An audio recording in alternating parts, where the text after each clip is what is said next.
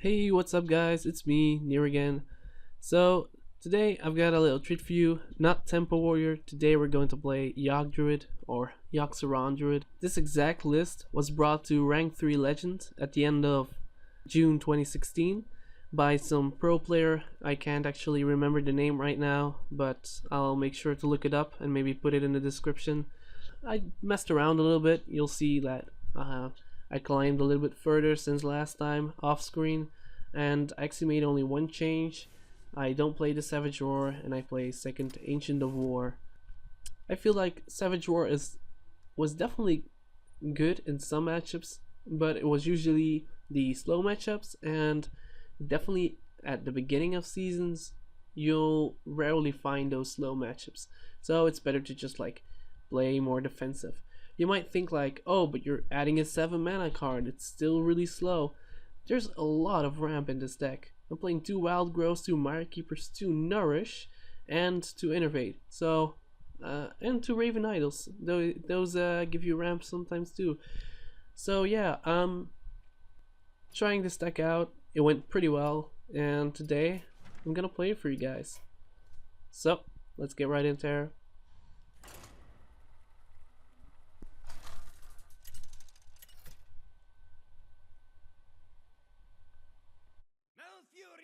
Versus Troll!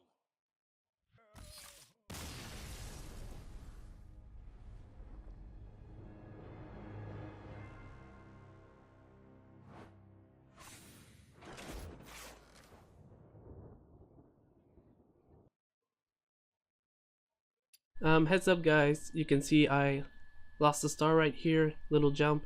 I DC'd in the game, so again, lost footage. I thought the problem was fixed, apparently it's not. Hoping it won't happen too much again.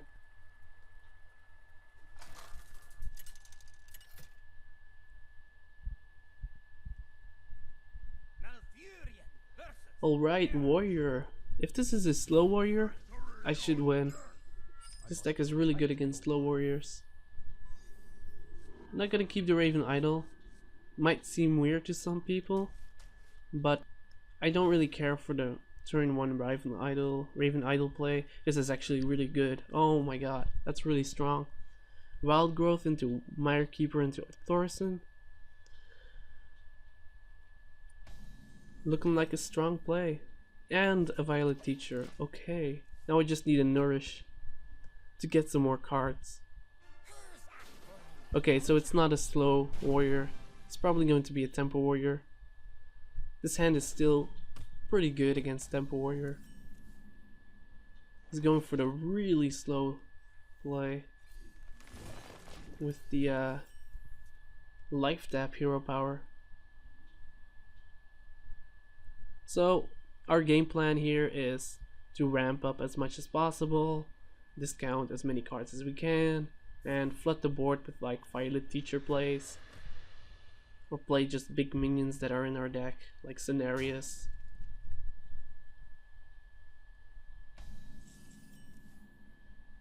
Oh, Fire of the Wild is nice to draw.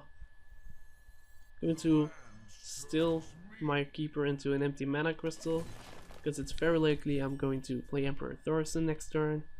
Still hoping to draw that Nourish or an Azure Drake, so I get some drawn, so I don't fall too far behind in card draw, like, because he's going to draw a lot of cards. Swipe is nice. Spell. I'm not afraid of brawls versus his deck.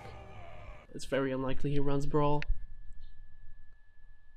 So, I just executed my game plan. Next turn is looking like a nice turn 7 play with Violet Teacher, swipe, Power of the Wild. There's some interesting interactions with Violet Teacher and Power of the Wild. Sometimes it's better to get the Panther instead of the buffs. I think versus Warrior you always get the buffs because of the whirlwind effects. Basically, they kill a lot of 1/1s easily. I'll still like try to explain the Power of the Wild play, like when do you go Panther even with a Violet Teacher on board, and when do you go buffs.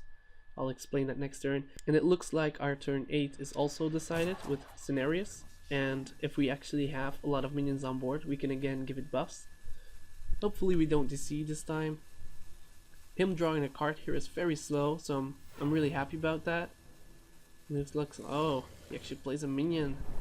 Doesn't have the execute. That's interesting to know. And it's a decent minion to swipe. He also doesn't have a weapon anymore. So yeah, that's looking pretty good here. I could actually swipe my keeper into a 2/2, but this has to be better. Pay attention, class. I'm ready to learn.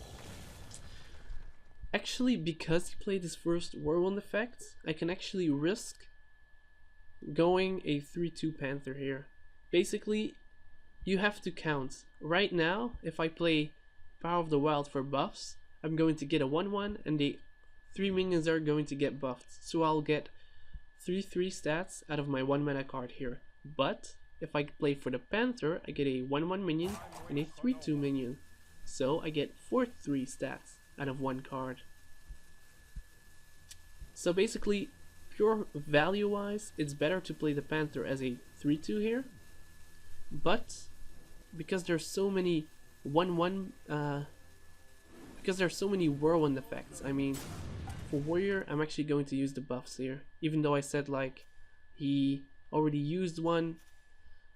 I'm not gonna risk it. I really want to play scenarios at 8 for the 2/2 buffs, and because he tapped so much, he's already so low. Like I don't think I personally didn't hit him in the face. He tapped a lot and damaged himself by attacking my minions. And still tapping. Wow, that guy is crazy, dude. Oh, but he probably has the execute. No? Ho ho. He tapped a little bit too much. You see, like, he's playing a tempo deck. When I was playing tempo, I explained to you guys, like, you want to get minions on board. This is also why I don't like Sir Finley in tempo decks. And it's just not a tempo play, really. Giving the minions 2/2, so I get 6/6 stats on board, putting him at 1 health. So I'll give him the honorable self life tap to death.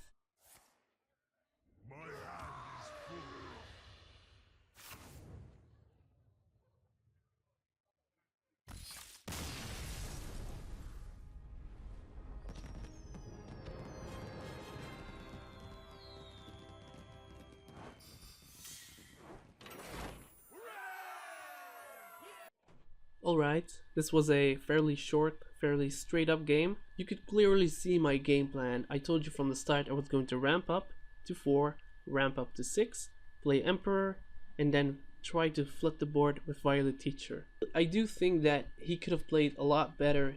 He saw I was ramping up a lot, so you want to like flood the board, and just kept drawing cards. I don't really know why he was doing that. Maybe he just didn't have the minions. But at the end it seemed like he was trying to tap for answers, and basically if he had minions on board he wouldn't need the answers. So he misplayed, and that made an easy win for me. But if you know how to capitalize on misplays, you'll always get easy wins.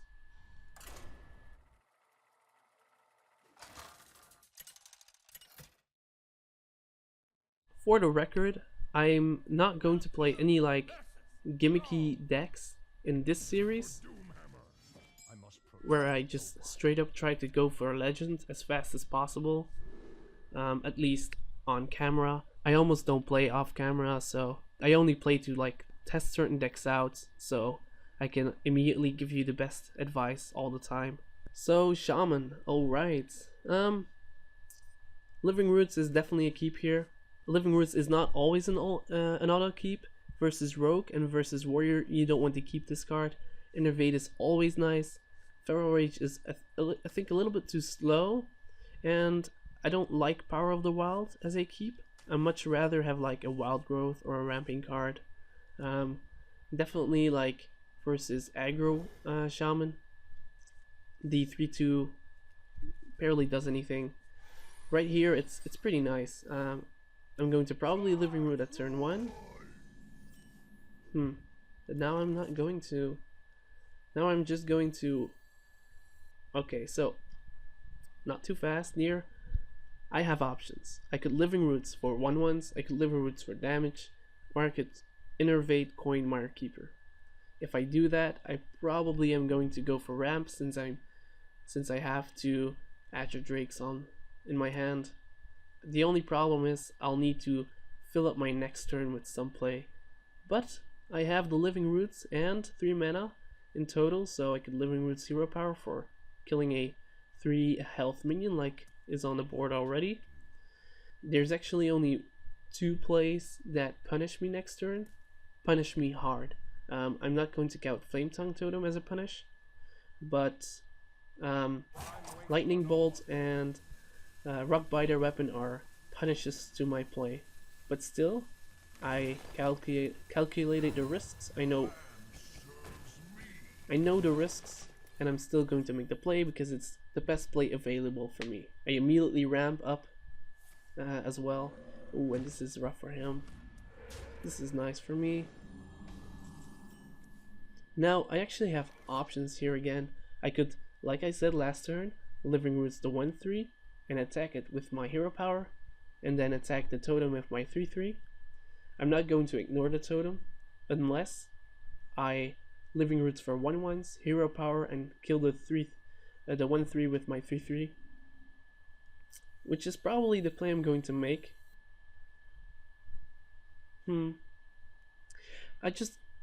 I always assume it's aggro, but what if it's mid-range again? Then killing off the 1/3 with my 3/3 is actually kind of risky, because he could just straight up kill my board. I think it's a little bit too risky. Since I don't have a play next turn, I want to have minions on my board on turn 4.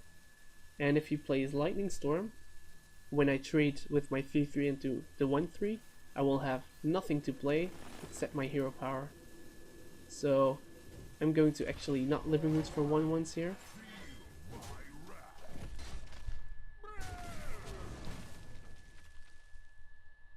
Now he can Lightning Storm all he wants from my part.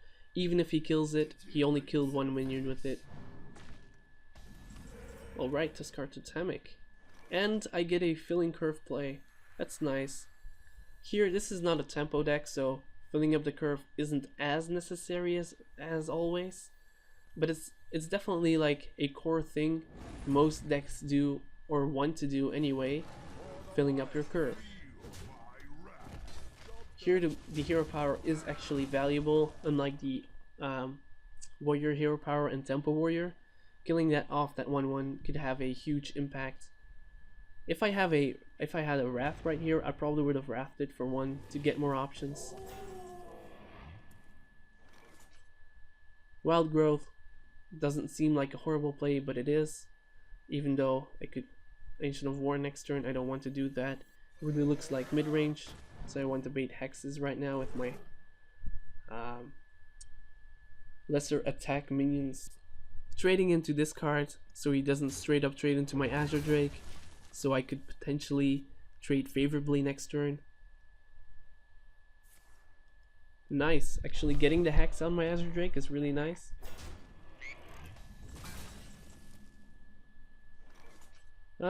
So I could Wrath, Wild Growth, and Hero Power to fill up my curve, but again, with these decks, the curve isn't as important as in tempo decks.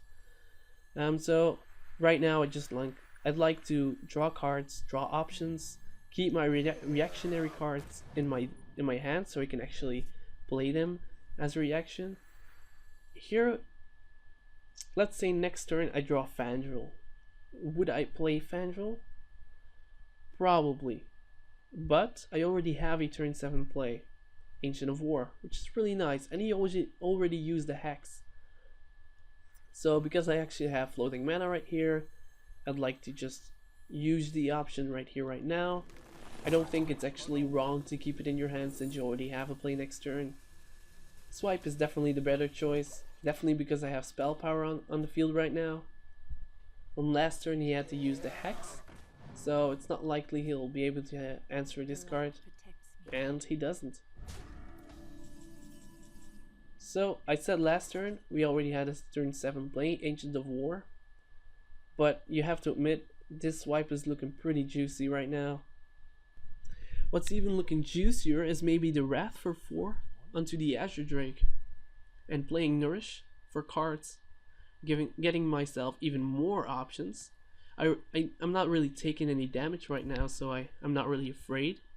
Azure Drake is actually already like an odd card, so it's definitely a mid-range deck. And I don't want Shaman to keep spell damage on board. What's the difference between Wrath and Swipe here? If I swipe, I can Hero Power down D, do 3 and kill the 1/1. Which is actually good. Is it better than Wrathing and Nourishing and getting a 4/2 on board and he keeps a 1/1 Divine Shield? I think it is. I have answers for other big cards, so I don't mind playing my swipe here. I already have a card advantage. I already have a huge drawing card, so I'm definitely keeping my card advantage. So keeping a minion on board as healthy as possible is really favorable for me right now. The light protects. Never mulch this. At least not in this situation. It looks like a turn where I'm going to...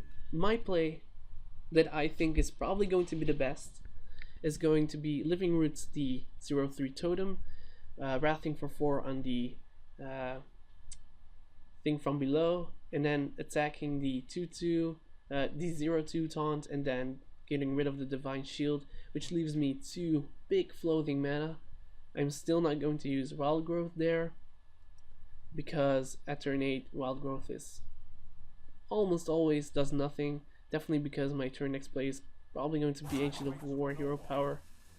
It uses a lot of resources, but he's almost out of resources, and I can draw a lot of cards, so this play seems fine to me. Again, right now, oh, that's right, I can't actually get rid of the Divine Shield. It actually doesn't make much difference.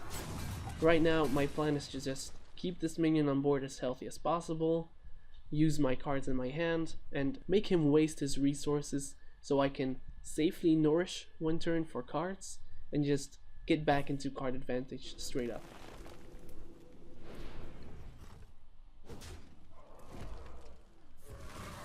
Looks like a very weak turn of his, but I have to be a little bit careful of his 5 mana 3/6 that buffs his with Inspire that buffs his totems. This is a lot stronger than that card, so I'm not really afraid. But he could spiral out of control pretty fast. So Hero Powered here instead of the Power of the Wild, getting rid of the Divine Shield. Doesn't really matter. You could have played Power of the Wild here, but I think I'm not really playing a lot of minions, so his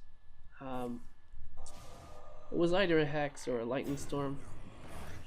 And I kept the mulch, so that is nice. Okay. Now, I've seen the interaction before, but this should still give me 2 mana crystals. Yes, it does. I can play this.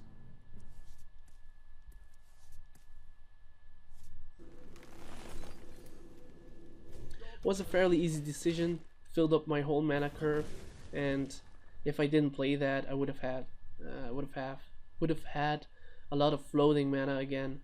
And right now, I'm looking for safely drawn cards, and I was able to safely draw cards, so that is nice. Flametone Totem is a good answer to this board. The 3/6 for 5 mana that buffs his minions, or his totems at least, is also pretty good here. I don't have an answer for that, so that could be scary.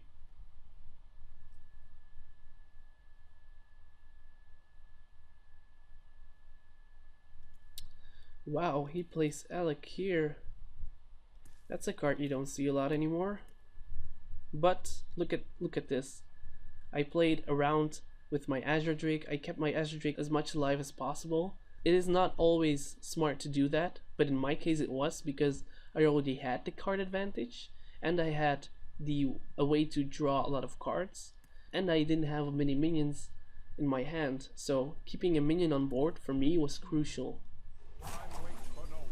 Because of that, I can actually answer his cards fairly easy. If he plays Erlikir, I doubt he plays Doomhammer as well, so right now his burst is gone and I feel fairly safe. Definitely with another Ancient of War, and he has no more hexes. It's looking really good for me, guys.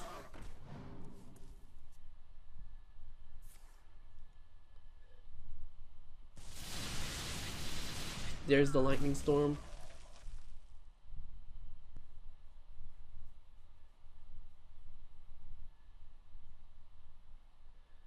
Totem Golem. I have options. I could actually Ancient of War and probably Power of the Wild as a 3/2. Does that seem okay? Yeah, that seems fine. Could also swipe the Azure Drake and play Power of the Wild and like get rid of my Wild Growths for cards. Even though there aren't a lot of cards in our decks left, I don't think it will matter. I'm not going to fatigue. This game is closing out already. So, actually, he's almost out of cards. So if there's ever a turn where he just weakly hero powers,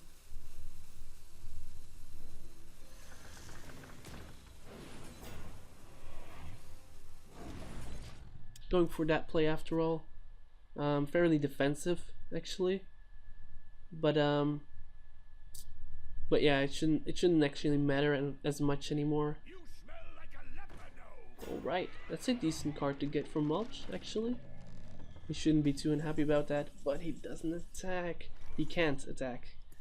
So yeah, this is huge for me. This is the turn where I'm straight up, I won basically, because I protected the Azure Drake as much as possible, in the right situation of course. Again, you can't always do that, but in that case it was definitely the best case scenario for me.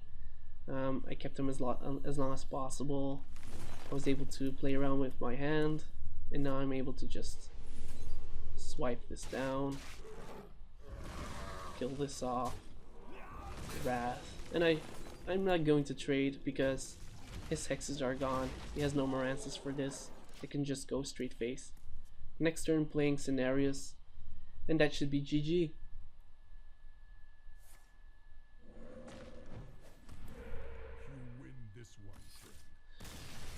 He realizes he lost, so he surrenders.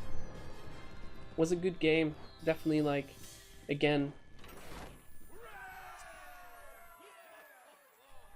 Anyways, guys, those are the 2 games for today. Thanks for watching. Leave a like, comment, whatever. Still asking for feedback. I can always improve.